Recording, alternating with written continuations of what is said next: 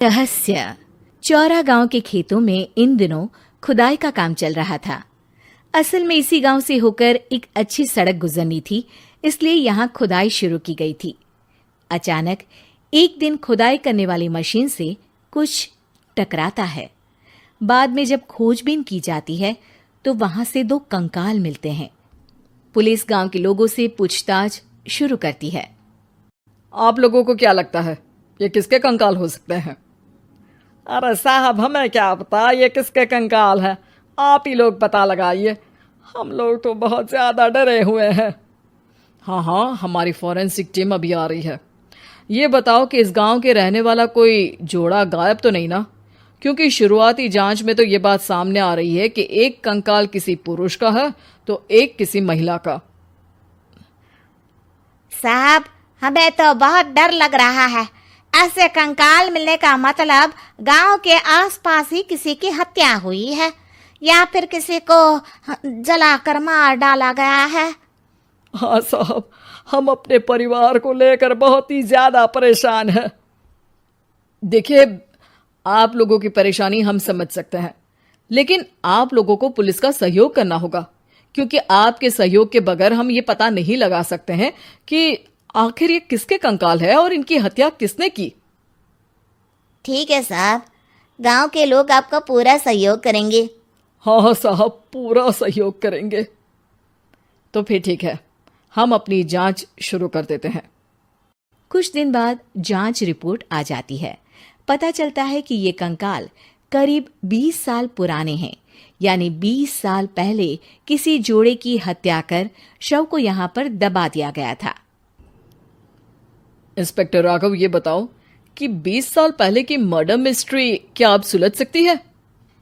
हाँ सर, क्यों नहीं, लेकिन अब सबूत और गवाह काफी मिट गए होंगे। मुश्किल तो होगी, लेकिन शायद किसी परिवार को इंसाफ मिल सके। इंस्पेक्टर राघव, आप बिल्कुल सही कह रहे हैं। किसी परिवार को तो इंसाफ मिलेगा ही, और किसी को उसके किए की सजा भी मिलेगी। जी सर, मैंने तो जांच शुरू भी कर दी है। 20 साल पहले इस गांव के 2 जोड़े अचानक कहीं गायब हो गए थे।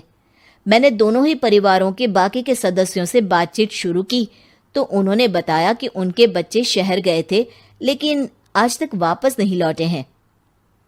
लेकिन ये दोनों शव किस परिवार के सदस्यों के हैं, ये कैसे पता चल सकेगा?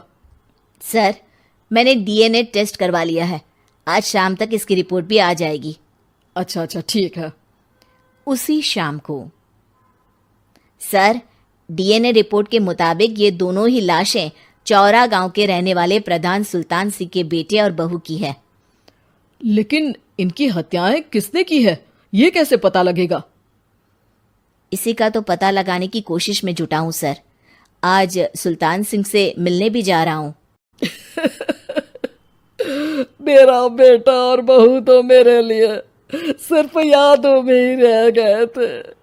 हमें उनकी लाशें तक नहीं मिल सकी थी। आज 20 साल बाद उनके कंकाल मिले हैं। मैं अब किसके लिए जीऊं?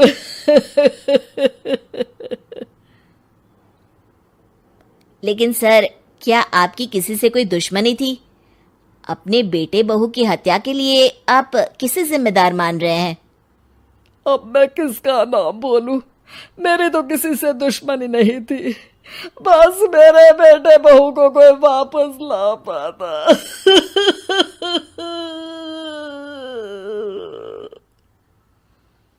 इसके बाद सुल्तान सिंह फूट फूट कर रोना शुरू कर देते हैं। सर, अब आप इनका अंतिम संस्कार करवा सकते हैं। कम से कम इनका शरीर ना सही, इनका कंकाल तो आपको मिला है। लेकिन हाँ, अगर आपको कुछ भी याद आए तो जरूर बताइएगा। मेरी तो बेटा अब उम्र हो गई है, लेकिन मेरे बेटे और बहू के हत्यारों का जरूर पता लगाइएगा, क्योंकि जब तक हत्यारे पकड़े नहीं जाएंगे मेरा मन नहीं मानेगा। सर, हमारी पूरी कोशिश रहेगी हत्यारे को पकड़ने की।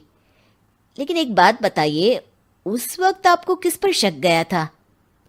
उस वक्त मेरे एक ड्राइवर को पकड़ा गया था, लेकिन सबूतों के अभाव में उसे छोड़ दिया गया था।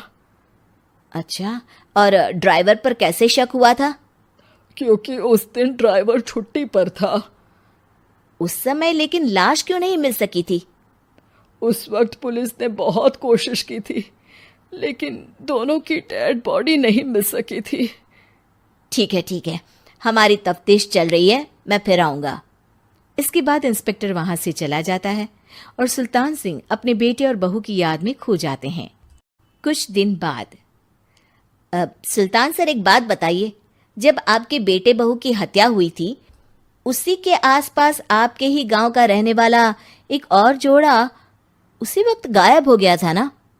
हाँ सर, अलका और अभिषेक, वो भी मेरे बच्चों जैसे ही थे। तो फिर वो कहाँ है?